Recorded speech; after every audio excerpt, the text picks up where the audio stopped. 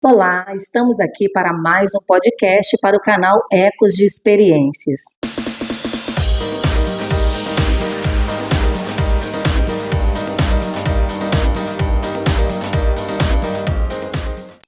E hoje eu estou com uma convidada muito especial, que é pastora, cantora, pregadora, escritora, é mentora, palestrante e está cursando atualmente gestão de RH. É a pastora Amanda de Campos. A paz do Senhor para todos, que Deus abençoe todos que estão aí assistindo esse podcast, que Deus possa abençoar muito a sua vida através das nossas vidas nessa noite. Fica ligado aí que tem muita coisa de Deus para a sua vida. Amanda de Campos é sobrenome ou é por ser da cidade de Campos? Então, Amanda de Campos é o nome da cidade, né? Que foi a primeira vez que eu fui convidada para louvar, né, no Rio. E assim, eu usava muito meu sobrenome mesmo, né? E não adiantava, porque todo mundo falava assim, vamos ouvir a cantora Amanda de Campos. De Campos é por causa da cidade de Campos dos Goytacazes, aonde eu moro, aonde, né, eu pastoreio. Lá tem minhas ovelhas, minha família. E eu sou muito grato a Deus por levar o nome da minha cidade por onde eu passo. E vai longe, né? Porque você acabou de chegar de uma turnê em Maceió. Fala pra gente como que foram esses dias. Então, foram 15 dias de turnê, foram dias maravilhosos, ganhamos muitas almas para Jesus. A obra de Deus foi feita com muito amor, muito carinho, como sempre. Acredito que esse mês de junho também já vamos para uma próxima turnê em Brasília e em julho estaremos no Amazonas, em Manaus, com a glória de Deus. Meu Deus, eu já quero te agradecer porque sei do sacrifício que você fez para estar participando desse podcast. Nem vou falar a hora que ele está sendo gravado, mas eu quero te agradecer a disponibilidade, a confiança, né? E a dedicação, porque já era para você estar descansando essa hora, mas glória a Deus você aceitou o nosso convite, estou muito feliz por isso. E vamos direto ao nosso assunto, porque senão, né, a gente acaba perdendo um tempo. Vamos lá. Amanda, você já nasceu em um lar cristão ou professava outra fé? Como que foi? Então, eu não nasci no lar cristão, minha mãe era de uma outra religião, a religião afro, né, de matriz africana. Meu pai, né, era católico, chegou a ser ministro de Eucaristia, meu pai era muito dedicado à Igreja Católica. E meu pai teve um encontro, né, assim, ouviu Deus falar com ele numa dessas rezas que ele estava ajoelhado diante de uma imagem. E Deus falou com ele no profundo, e ali ele foi batizado com o Espírito Santo. Meu Deus, que experiência linda. E ali minha mãe já tinha saído, né, dessa religião, da religião que ela servia, porque ela chegou a ser assistente de bruxa, minha mãe fazia trabalho em cemitério. E foi quando meu irmão nasceu doente. E na época, né, os deuses que ela servia não pôde curar meu irmão. Meu irmão ia ter que ficar fazendo várias obrigações, e meu irmão dando crise de epilepsia, ou seja, e foi ali que uma criança bateu na porta lá de casa, né? Essas visitas no lares, que antigamente tinha muito evangelismo, né, na porta. Ela abriu, e quando ela abriu a porta da casa, Jesus entrou e mudou a história. Então minha mãe foi a primeira a se converter, e orando sempre pelo meu pai, com muita sabedoria. Minha mãe sempre foi uma mulher sábia, meu pai, né, não seguia o mesmo caminho, mas ela estava sempre com ele, e aonde ela ia estava orando. E um dia meu pai teve esse encontro também, e nós éramos do Rio de Janeiro. Eu sou nascida no Rio de Janeiro, criada até meus 11 anos no Rio de Janeiro, na época do sequestro relâmpago, né?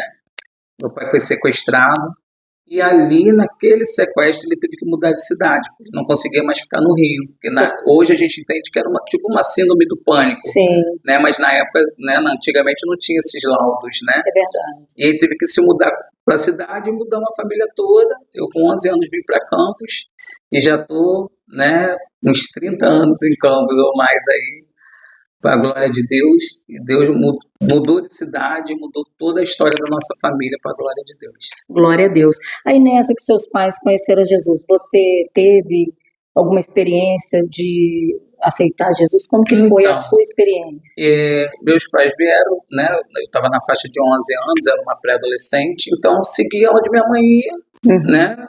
A criança tem que ir.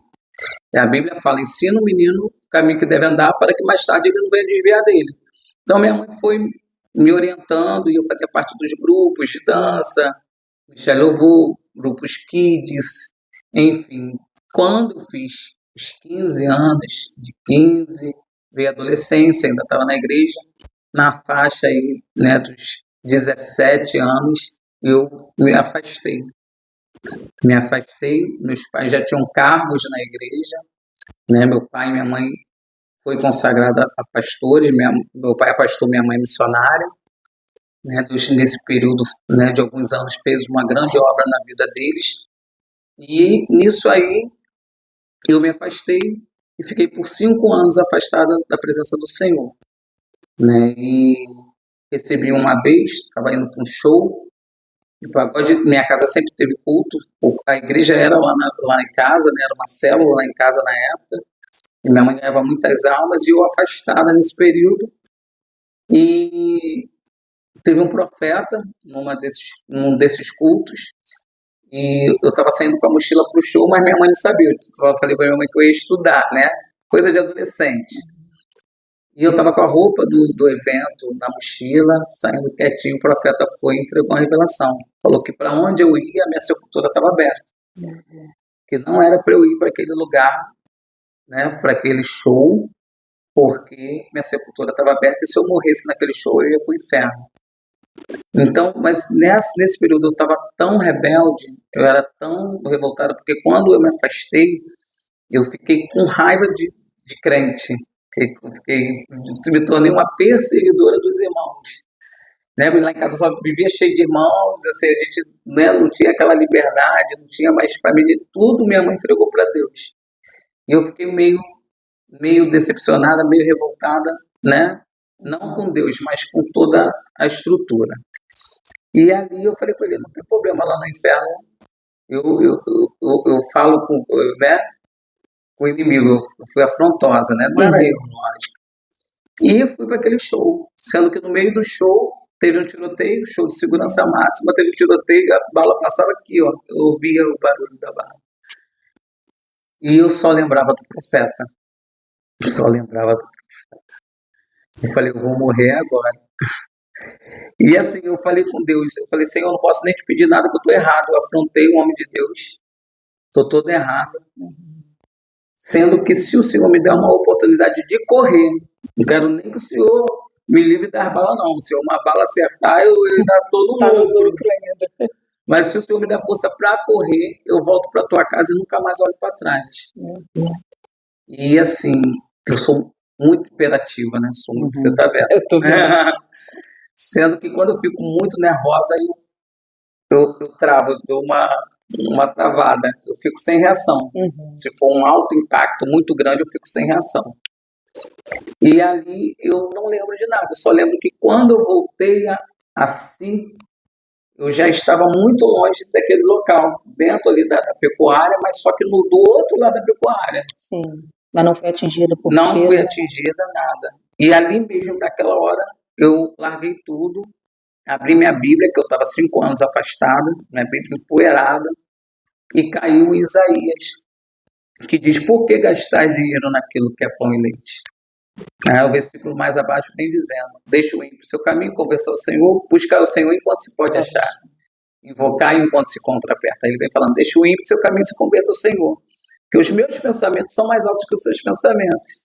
E naquela madrugada, eu voltei para Jesus de coração, no outro dia fui ao culto, no culto o pastor estava pregando, porque Deus amou o mundo de tal maneira que deu seu único filho para que todo aquele que nele crê não pereça, mas tenha vida eterna. E quando ele falou, porque Deus amou o mundo, quando ele falou amou o mundo, eu tive a minha primeira visão, que eu vi o globo terrestre, que é enorme, e o amor de Deus, que Deus amou o mundo, ou seja, o amor de Deus, ele é muito grande. Eu pude sentir o amor de Deus. E assim, Deus ainda teve misericórdia que eu voltei pelo amor, mas quase que eu voltei pela dor. Mas aí foi essa minha experiência e me entreguei. Eu sou Sim. muito, né, intensa em tudo que eu faço, né? E me entreguei de coração, comecei a buscar, conhecer, perguntar, jejuar, comecei a me entregar, ao ponto que com uns 6 meses eu já estava liderando uma cidade, Meu Deus. porque é escolhido, não tem jeito. Sim, eu falei que você é pastora, é cantora, é pregadora, apesar de você falar Você comigo, gosta. mas eu já te vi pregar e, aliás, estou esperando a conclusão daquela Não é, mensagem menina? maravilhosa. Deus te usa grande e poderosamente. E quando que começou o seu ministério? Você falou que começou já liderando jovens, mas Liderando jovens, já era filha de pastor, mas filho de pastor não é pastorzinho. Eu quero até deixar aqui, fazer uma ressalta, que é um fardo muito pesado nas pessoas que colocam esse fardo nos filhos de pastores. sim, Né? sempre Porque como se fosse exemplo. o ministério é do pai e da mãe. Né? Mas tudo que um filho de pastor e filho, né, pastora faz, é o filho do pastor, é o filho da pastora. Então as crianças já crescem num jogo muito grande. Eu costumo dizer que filho de peixe é peixinho, né? Filho de cachorro é cachorrinho, mas filho de pastor não é pastorzinho. Né? Mas assim, né, para a gente ter mais amor, mais empatia com os filhos de pastores e deixar eles ter a experiência deles. Sim. Lógico, né? Fica aí uma mensagem para os pais que são pastores, líderes. Seus filhos não vão se perder. Não vão se perder, porque mãe de joelho é filho de pé, Sim. é uma casa de pé. Então pode ter certeza, mas é ensinar o caminho e deixar eles terem a experiência deles, que eles vão se encontrar. Não tem outro caminho. A gente acaba tendo a conclusão que o caminho é esse. Sim, é verdade. E aí eu te perguntei quando começou o seu ministério, porque você canta. Isso. Eu comecei liderando jovens, depois Deus começou a me dar visões de coreografias. Eu cheguei a ter um grupo de coreografia com mais de 40 jovens, viajei muito ao Rio de Janeiro com esse grupo inteiro, viajava para vários lugares com esse grupo, né, na época chamado Grupo Iavé. E o meu ministério de cantora começou que um dia eu cantei numa vigília, um hino chamado Vai Explodir, de Elaine Silva, na época, e gravaram a vigília em MD, na época, aquelas gravações, soltaram numa rádio.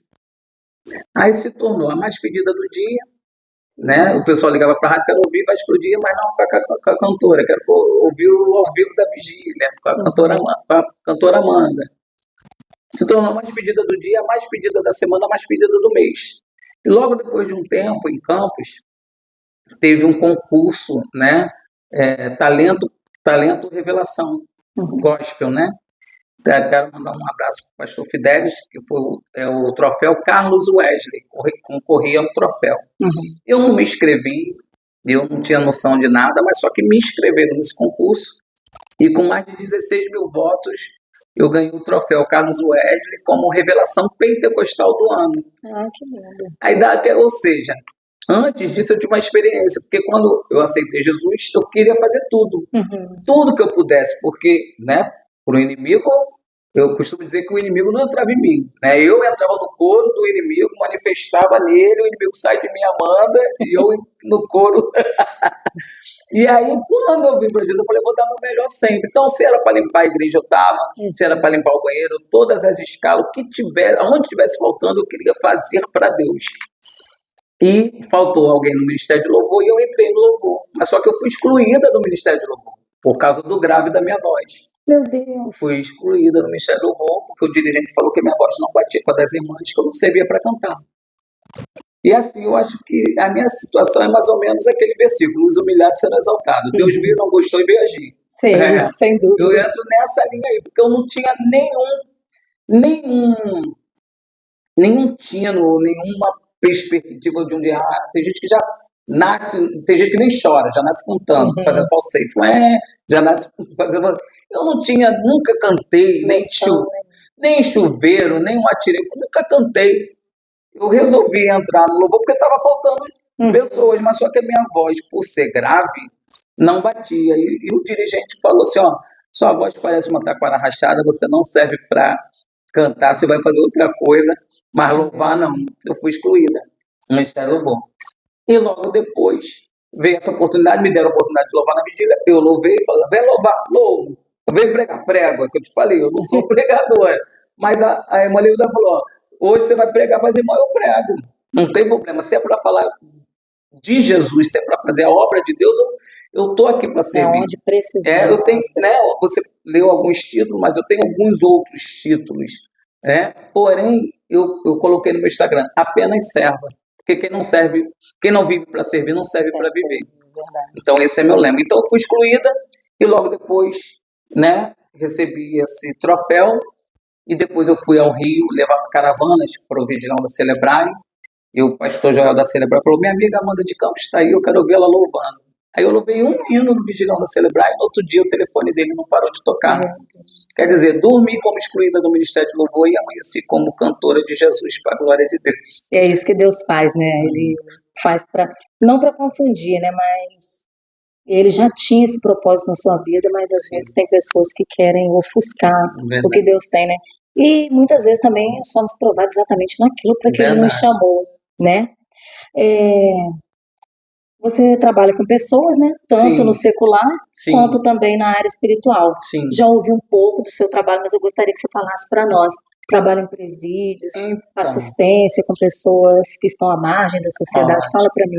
É o que eu costumo dizer. Eu tenho minha missão e tenho minha profissão. Né? Minha missão de vida é pastorear, é cuidar de almas, é servir ao próximo. Amar o próximo como a mim mesmo, por isso que eu me cuido muito, me amo muito, tenho muito cuidado comigo, com a minha saúde, procuro ter uma vida saudável, né, fazendo exercícios, exames, o que for, para ter uma melhor qualidade de vida, porque eu quero continuar cuidando de pessoas. Então eu tenho minha missão de vida, que é o reino, e tenho minha profissão, né, que eu estudei inteligência financeira, inteligência emocional, mentoria, eu gosto muito de PNL, né, trabalhar com crença limitante, né, desenvolver pessoas, tirar a pessoa do estado que ela se encontra hoje, né, e levar a mais um nível, né, poder romper as barreiras, os medos dela. Eu gosto desse trabalho. E aí veio esse chamado para dentro do presídio. Hoje eu trabalho dentro do presídio, hoje não, há 15 anos trabalho dentro do presídio, comecei pelo presídio masculino, depois fui para o feminino, no qual estou fazendo trabalho até hoje. Trabalho com elas lá dentro do mundo espiritual e trabalho na ressocialização aqui fora, que eu acompanho quando elas saem. Às vezes umas saem de tornozeleira, umas estão 10 anos presas, né, 12 anos, 8 anos presas, quer dizer, perde muito contato com a sociedade. Elas chegam bem debilitadas, tem umas que não sabem, reaprende a comer de garfo e faca, atravessar uma rua. Né, a última que veio para mim, ela não sabia nem que era carregador de celular, esse carregador de mão que a gente tem hoje, né, carregador portátil. Então são coisas que elas vão descobrindo com a gente. Hoje eu trabalho com as meninas do presídio feminino, faço um trabalho também em abrigos com meninas vítimas de pedofilia, né, e trabalho hoje também com violência doméstica.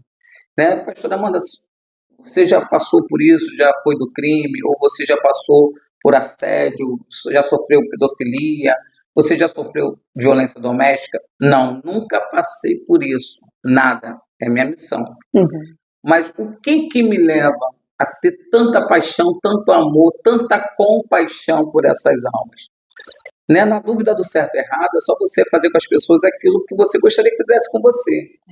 E assim, o dom do amor, eu acho que o dom do amor, que a Bíblia fala, ficará a fé, a esperança e o amor. O maior de todos os dons é o amor. É uma coisa que eu peço, Senhor, não me deixe perder o amor. Né? Ainda que você perca alguma coisa no meio da caminhada, né? Tem coisa que você não desenvolve, mas eu não quero perder o amor. Eu acho que o amor, ele supera tudo, ele suporta tudo e você consegue olhar para as pessoas com compaixão, o amor de Cristo. Então, o que acontece? Hoje eu cuido delas, né? E não sou eu, nunca passei por essa situação, mas eu sempre falo, e se fosse eu? E se fosse uma filha minha? Se fosse alguém do meu sangue, eu não estaria cuidando? Sim. Ou se fosse eu, não gostaria de ser cuidada? Então, eu procuro ferramentas, procuro me aperfeiçoar, estudar e buscar no espiritual, né, em Deus, ferramentas que eu possa tratar dessas almas. E graças a Deus, pela graça, que é o favor não merecido, Deus tem me sustentado até aqui. Glória a Deus. E você tem se aprofundado, né, nessa área, como você está Sim, cursando agora a gestão de RH. isso. Eu resolvi fazer a faculdade de RH. Eu amo estudar. Eu amo estudar. Eu sou muito da leitura de livros físicos, né? Eu bato de 2 a 3 livros no mês de leitura. Eu só ando com livro na bolsa. Eu amo ler, amo estudar, amo ter diploma, né? Tenho alguns cursinhos. E por trabalhar com pessoas, amar pessoas, né? Tanto na minha missão como na minha profissão, né? Que é mentoria, trabalho com inteligência emocional, inteligência financeira, em desenvolvimentos em grupo, pessoas. O que acontece? Eu resolvi fazer RH para me agregar meu conhecimento, me dar mais ferramentas, um curso também de curto prazo, né? E depois vou ainda fazer a graduação. Eu não quero parar de estudar, porque as pessoas podem arrancar tudo de você, mas quem arranca seu estudo? Só se te matar. Conhecimento, né? Conhecimento ninguém arranca. Então eu amo estudar e aconselho a todos aí que estão nos assistindo, estude, porque é uma coisa que ninguém pode arrancar de você. É verdade. Você falou, né, do atendimento às pessoas. Teve alguma coisa assim que foi muito marcante? Não com relação à sua vida, mas com relação ao cuidado, alguma dessas pessoas que se destacou mais? Tem? Tem muita experiência, muitas, mas eu não sei se eu posso contar, porque né, a pessoa né, acaba. E são coisas graves. Tem muitas coisas. São coisas tão sérias que, tipo, mesmo com toda a minha busca, toda espiritualidade, todo esse amor que eu tenho, uma preparação, tanto espiritual como psicológica, mesmo assim eu ainda fico de cama. Eu chego a ficar de cama uns 2, 3 dias de cama, é certo. Porque eu absorvo. Eu absorvo aquela dor, eu sinto. Se coloca realmente no lugar. Não tem como. Então, mas tem bastante coisa bem tenebrosa. Né? Muita coisa. Posso imaginar. Glória a Deus que Deus te dá essa estabilidade, né? E na sua vida, além do testemunho, né, desse dia aí da experiência que você teve com Jesus e voltou, houve algum outro momento marcante, alguma coisa que foi um divisor de águas na sua vida? Eu tenho várias fases, né? Minha vida é feita de ciclos, né? Até porque eu estava até conversando hoje com a Carol, né? A filha do irmão Carlinhos, e ela falou assim, meu Deus, um monte de coisa. Eu falei assim, porque quanto mais você vive, mais você vai ter experiência. Se você não tem medo, você avança, quanto mais intensa você for, você vai ter mais experiência, sendo boa ou sendo ruim. Né? Então, quer dizer, logo eu casei, né? Sou casada há 25 anos com o pastor Rodrigo, fiz bodas de prata agora esse ano, mas no início do nosso casamento, 2 anos depois, eu engravidei. Tivemos nosso primeiro filho é uma festa, né? E a promessa, a gente toda alegre. Resumo, com 3 meses eu perdi o bebê. Sendo que eu estava numa situação que eu não poderia fazer a coletagem de imediato. Eu tive que ficar uma semana com a criança morta na minha barriga, um feto morto. Acaba prejudicando. Mas só que o que acontece? Na época eu estava tão envolvida, tinha tanta fé, eu falei, já que o médico deixou uma semana, Deus vai ressuscitar meu filho. E o que acontece? A tendência era recuar. Quando você recebe uma notícia de morte, você para, né? E eu não, eu continuei pregando com a criança morta, eu cantava, eu pregava. Não teve um dia que eu deixei de adorar. E você consciente? E consciente que estava morto. Consciente que estava morto. Né? Se outra pessoa no lugar, não tem estrutura. E eu com aquela fé, agarrada na fé, resumo, com 7 dias eu já estava dando infecção praticamente generalizada. E tive que ir para o hospital às pressas, fiz curetagem, entrei clamando o Salmo 91 até a anestesia fazer efeito. Quando eu acordei na anestesia, era feriado na cidade, eu tive que levar o feto, na época podia levar, levei o feto para casa, porque só podia entregar no laboratório no outro dia para saber do que o bebê morreu. E, ou seja, eu operado, né, tinha acabado de fazer a curetagem, o feto do lado, as pessoas vinham me visitar, começavam a chorar e orar por elas, eu no leito orando pelas pessoas. E eu falava, Deus sabe todas as coisas, Deus me deu, Deus tomou, bendito seja o nome do Senhor. Então foi a minha primeira experiência, eu já perdi um filho. Depois de um tempo, eu engravidei da Noemi, tive a Noemi. né? Porque depois desse filho eu descobri que eu era estéril. Eu não estéril numa maneira total, eu não poderia ser mãe. Porque todos os filhos que eu tivesse nasceria cego, surdo, mudo ou sem cérebro. Eu tive toxoplasmose no sangue, uma doença que eu adquiri de gato, fui criada com vários gatos, eu amo gato até hoje. Eu amo gato. Então, quer dizer, eu adquiri essa doença dos gatinhos e estava no meu sangue desde pequeno, eu não sabia. Então, todos os filhos que eu tivesse nasceria defeituoso. Até Deus usar uma profetisa, entregar que eu seria mãe, mas já estava desenganada pelos médicos. Sim, já tinha o diagnóstico, não podia. Sendo que Deus fez, né? Fui mãe da Noemi, tá aí minha filha, graças a Deus. E já sou vó, né? E ela já está grávida do segundo filho. E depois eu engravidei do Gabriel, né? Deus me deu 2 filhos. Sendo que na gravidez do Gabriel, com 5 meses de gestação do Gabriel, sofri um acidente de carro. Despenquei de uma altura de um prédio de 10 andares.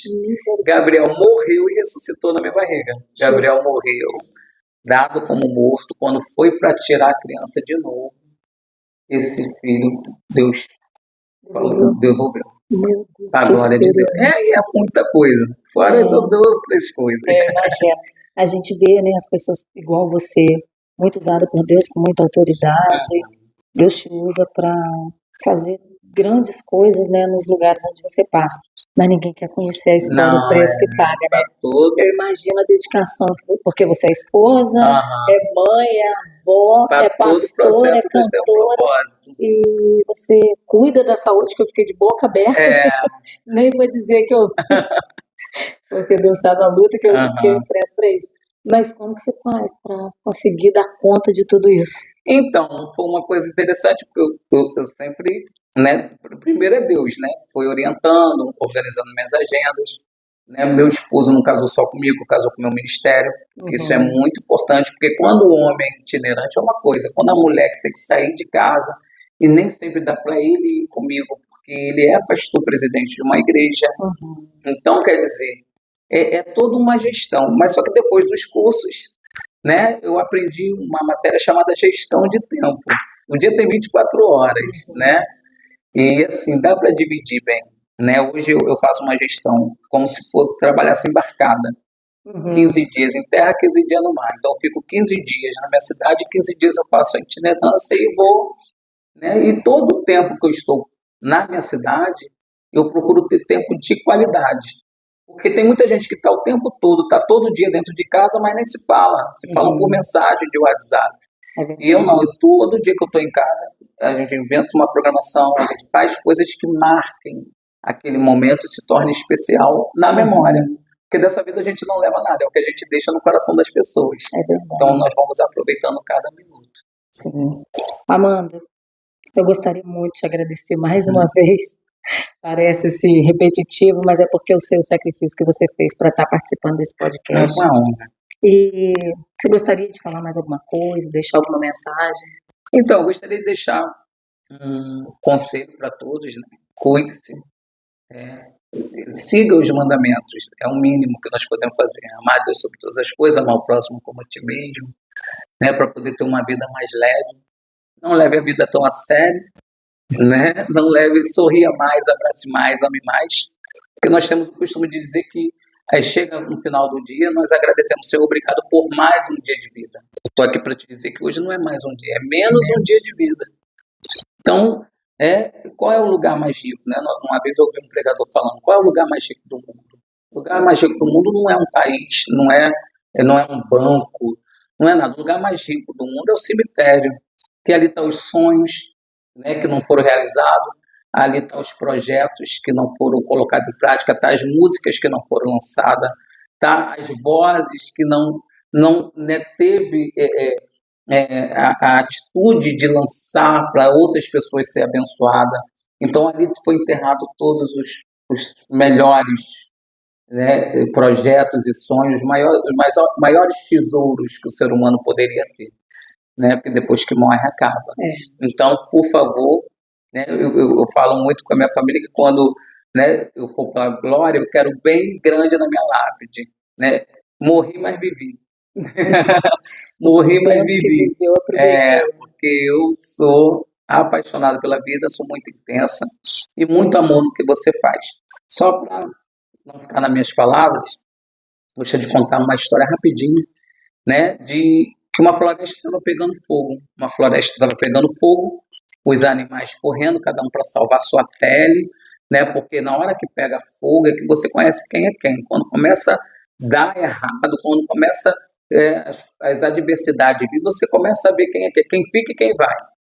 E aquela floresta pegando fogo, todo mundo correndo para salvar sua pele, porque hoje em dia o mundo está no automático, o amor de muitos tem se esfriado, cada um por si, né? E no meio daquela correria toda, no meio daquela fumaçada, observaram um beija-flor, que ia lá na pontinha do rio, pegava uma gotinha e em cima da floresta e soltava aquela gotinha. E ele fazendo aquilo várias vezes, o leopardo foi e perguntou: beija-flor, o que você está fazendo? Aí você me pergunta: pastora? O leopardo fala: a história é minha, o meu leopardo e o meu beija-flor fala. Eu brinco assim, né? Tô brincando. Então é só uma metáfora. E o leopardo perguntou: beija-flor, o que você está fazendo? Corre, porque essa peninha, se pegar uma chaminha, tu vai ser queimado por inteiro, tu vai ser torrado. Foge para salvar suas penas. E o beija-flor falou assim: eu estou fazendo a minha parte. Se cada um fizer a sua parte, o fogo da floresta já tinha sido apagado. Então, independente de quem esteja fazendo ou não, continue fazendo a sua parte, porque a sua parte vai ter recompensa e o seu milagre vai virar notícia. Deus te abençoe. Amém. Muito obrigada.